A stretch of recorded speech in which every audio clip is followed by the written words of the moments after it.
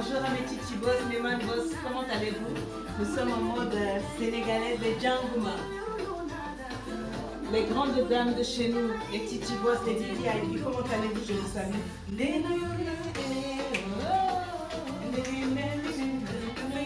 J'espère que vous allez bien dans vos vies, que l'éternel Dieu est sur son trône qui garde vos familles. J'espère que vous épanouissez, que ça se passe bien à la maison, au foyer, et que les enfants sont calmes, tout va bien, Dieu est sur son trône. Même quand tout va bien, c'est-à-dire rien ne peut me retirer le sourire. Je veux que mes enfants voient une maman épanouie, qu'ils s'épanouissent, qu'ils se rendent compte que dans la vie, même si tout va mal, on a Dieu et on a une mère formidable. La Bible dit que la femme sage bâtit son foyer. C'est nous qui sommes responsables de la bonne atmosphère dans la maison. Donc quand tu es fâché, papa aussi est fâché. Quand tu es fâché, les enfants sont attristés. Sois en paix, sérénité absolue. C'est de ça qu'il s'agit.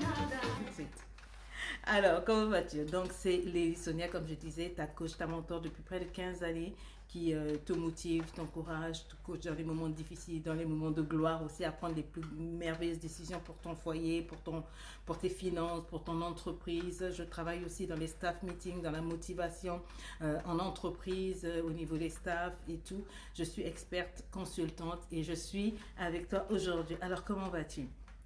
Alors, je disais ceci, je reçois beaucoup de femmes, des messages de dames qui me disent, coach, est-ce que tu peux nous donner des tips? Des tips, ce sont des astuces sur comment faire pour bien gérer. Moi, je te vois, tu fais plein de choses. Tu fais tellement de choses. Tu fais des conférences, tu es auteur, donc tu écris, tu es épouse, tu es mariée. Oui, bien, malgré que les gens veulent nous faire croire, je suis mariée, bien mariée. J'ai 6 enfants, et des grands, et des adolescents, ils sont tous universitaires, il y en a même qui travaillent, etc. Tu as aussi une petite qui est au lycée, tu voyages beaucoup. Tu fais des livres, tu fais des cours, tu as une école de coaching, LEI, tu fais beaucoup de choses. Tu fais des interviews, tu fais des conférences de presse, tu fais... En fait, comment tu fais pour handle all this at the same time? Comment tu fais pour pouvoir gérer toutes ces multiples tâches comme une superwoman? Comment est-ce que tu fais? Parce que nous, on n'arrive pas. C'est comme si on dit, bon, on veut savoir comment faire pour pouvoir nous en sortir.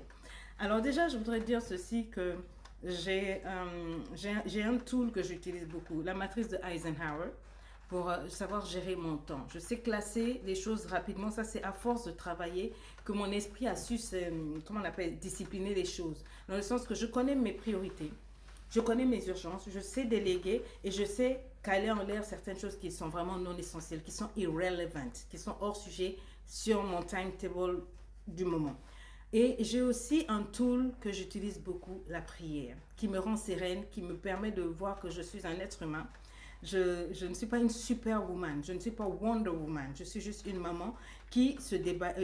La vraie notice d'une mère n'existe pas. On fait avec des erreurs, on fait et on apprend. C'est vrai que ça fait 26 ans que je suis mariée et si j'ai réussi jusqu'aujourd'hui, c'est parce que j'ai un autre tool qui est le meilleur. J'ai un mari formidable.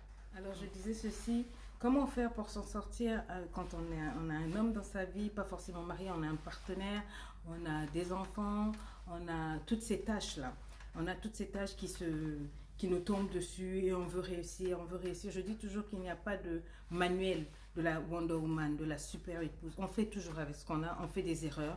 Vous allez réussir, vous allez vous planter, vous aurez des moments de frustration, mais tout est dans la connaissance de vos priorités. Qu'est-ce qui est prioritaire dans votre vie? Qu'est-ce que vous pouvez déléguer? Qu'est-ce que vous pouvez déclasser? Remettre à plus tard dans 6 mois. Est-ce qu'il y aura mort d'homme si ceci ne se fait pas là? Donc voilà une matrice que moi j'utilise énormément dans mon esprit. C'est ce que j'utilise depuis des années et ça me permet de vraiment de bien m'en sortir. Ça c'est un. De deux, comme je dis, j'ai mon mari. Mon mari c'est le best tool que Dieu pouvait donner à la femme que je suis.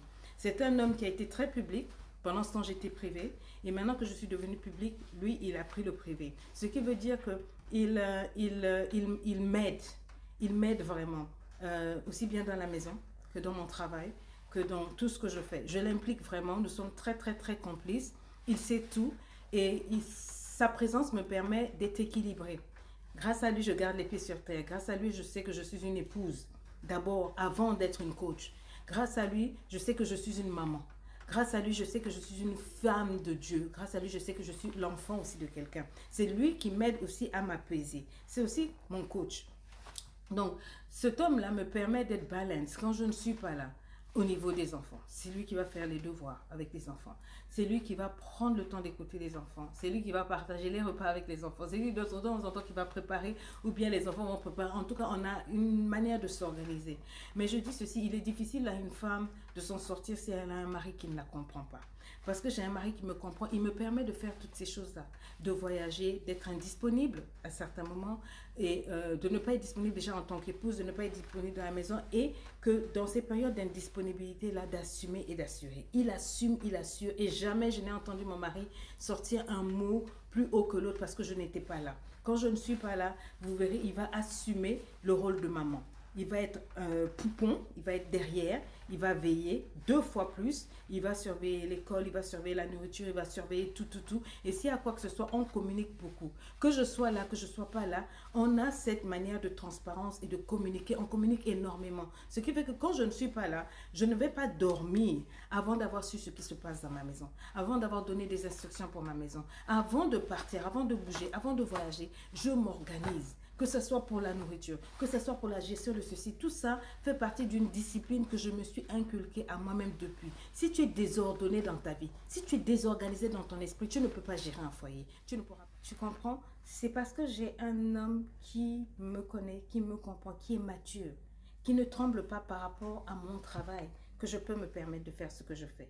Publier mes photos, ne pas être disponible certains moments en voyageant parce que j'ai des conférences, parce que j'ai un grand rendez-vous de coaching avec une autorité. Il va accepter dans son esprit parce qu'il sait que quand je reviens, je sais comment je reviens. Je reviens toujours heavy loaded emotional. Quand je reviens, je coupe tout, je passe beaucoup de temps avec ma famille.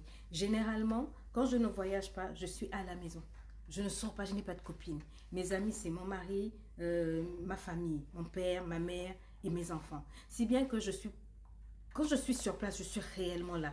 Je dépense toute mon énergie, toute mon attention, toute mon affection à la maison. C'est quand maintenant que je ne suis pas là et je perds, avec les dos sont vraiment bien coupés. Quand je pars, je veille même en étant distante à être présente à la maison. Je montre à mon foyer que je suis présente. Je m'inquiète de tout comme si j'étais à la maison. C'est ma manière à moi de faire les choses. Et avec les enfants, je communique énormément.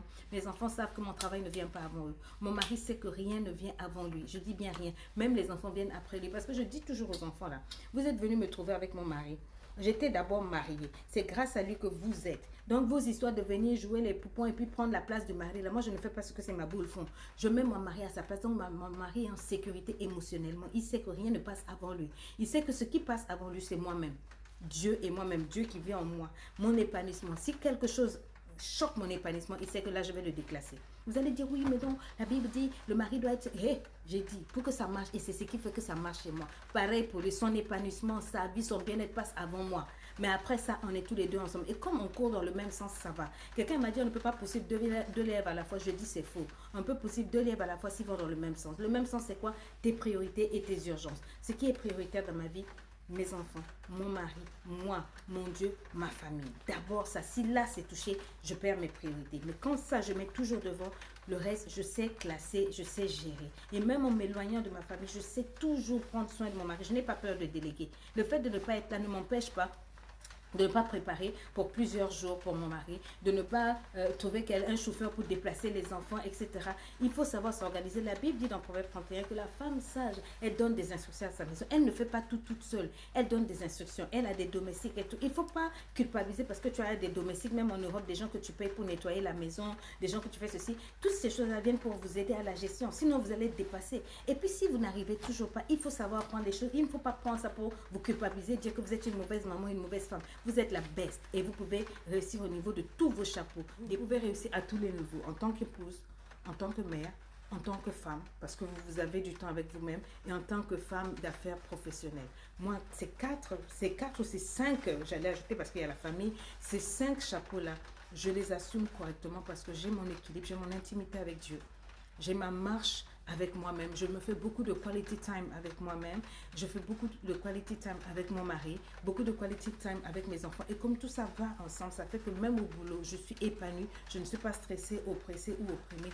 Toute chose à sa place et en son temps. Prie et utilise la matrice de Eisenhower et discipline-toi. Ne perds pas le temps sur les SMS, les WhatsApp, les Facebook. Tu as dit, mais coach, tu es toujours sur Facebook. Non, il y a des tools pour programmer les choses. Je programme tout. Souvent, on est en train de causer, mais trucs sont programmés 2, 3 semaines avant. C'est comme ça qu'on travaille dans la vie. Aujourd'hui, on a évolué. On a des outils pour devenir meilleur, devenir performant et percutant. Il faut les utiliser. Vous utilisez l'informatique, même pour gérer la maison. Oui. Vous utilisez l'informatique pour gérer la maison financièrement. Vous utilisez l'informatique pour gérer les menus de la maison, etc. Et vos enfants ont grandi. Ce ne sont plus des bébés. Mettez-le à partir pour faire le ménage, pour vous aider dans ceci, cela.